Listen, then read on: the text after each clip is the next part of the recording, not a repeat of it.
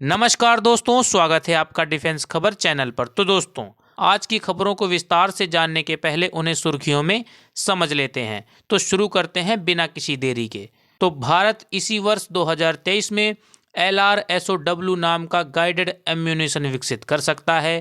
France ने भारत को technology transfer के साथ 6 न्यूक्लियर पनडुब्बी मिलकर बनाने की पेशकश की। अमेरिका और दक्षिण कोरिया के बीच हो रहे युद्धाभ्यास के जवाब में उत्तर कोरिया ने इंटरकॉन्टिनेंटल बैलिस्टिक मिसाइल का परीक्षण किया। कोचीन शिपयार्ड लिमिटेड को नॉर्वे देश की तरफ से 2 हाइड्रोजन वेसल्स बनाने के ऑर्डर मिले। अफ्रीकी देश बोत्सवाना तेजस फाइटर जेट खरीदने में जता रहा है अपनी दिलचस्पी। और अब आइए इन पर विस्तार से चर्चा कर लेते हैं। तो दोस्तों, Bharat long range stand of weapon यानी LRSOW नाम का एक नया प्रेसीजन गाइडेड एम्यूनेशन विकसित करने की तैयारी में है, जिसे भविष्य में इंडियन एयरफोर्स के सुखोई Su-30 MKI से फायर किया जा सकेगा।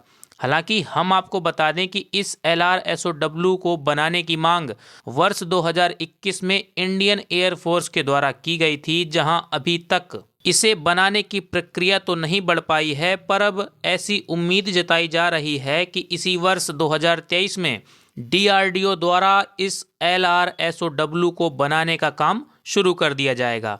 वहीं आपको बताते चलें कि इस LRSOW की कैटेगरी का LR नाम का बम DRDO पहले भी विकसित कर चुका है, जो कि 100 किलोमीटर की दूरी तक 1000 किलोग्राम तक के विस्फोटक ले जाने में सक्षम है। अब बढ़ते हैं दूसरी खबर पे। तो भारत की नेवी को इस समय परमाणु पनडुब्बियों की सख्त ज़रूरत है, क्योंकि चीन जिस गति से अपनी नेवी का विस्तार कर रहा है, तो कहीं ना कहीं भारत को भी चीन के इस खतरे से निपटने के लिए इंडियन नेवी में भारी संख्या में सबमरीन्स, वेसल्स, डिस्ट्रॉयर आदि शामिल करने होंगे।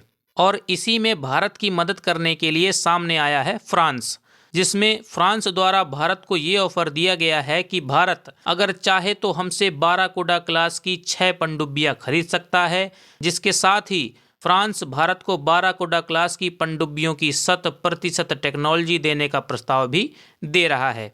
हालांकि अभी ये तो नहीं पता चला है कि ये डील कितने बिलियन डॉलर्स की होगी, पर ये तो सबको पता है कि अगर फ्रांस को भारत से ये डील मिल जाती है तो इससे फ्रांस को भारत की ओर से मिलियंस ऑफ डॉलर कमाने को मिल जाएंगे।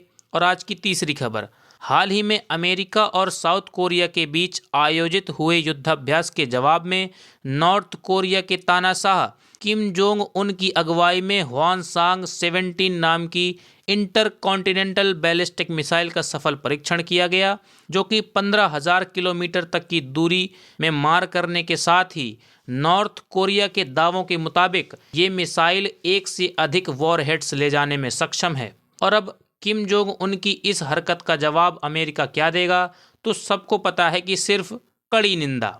और आज की चौथी खबर, भारत की ship building facility Cochin shipyard limited को पश्चिमी देश नॉर्वे की तरफ से 2 हाइड्रोजन पावर्ड वेसल्स के ऑर्डर मिल गए हैं, और ये दुनिया की पहली जीरो कार्बन एमिशन शिप होंगी, जिन्हें भारतीय वैज्ञानिकों ने विकसित किया है, जिसमें इस ऑर्डर के लिए कोचीन शिपयार्ड लिमिटेड को नॉर्वे की तरफ से 550 करोड़ रुपए मिलेंगे। और सूत्रों से ये भी पता चला है कि इस ऑर्डर के पूरा होते ही नॉर्वे 2 और इसी तरह के वेसल्स के ऑर्डर कोचीन शिपयार्ड लिमिटेड को दे देगा।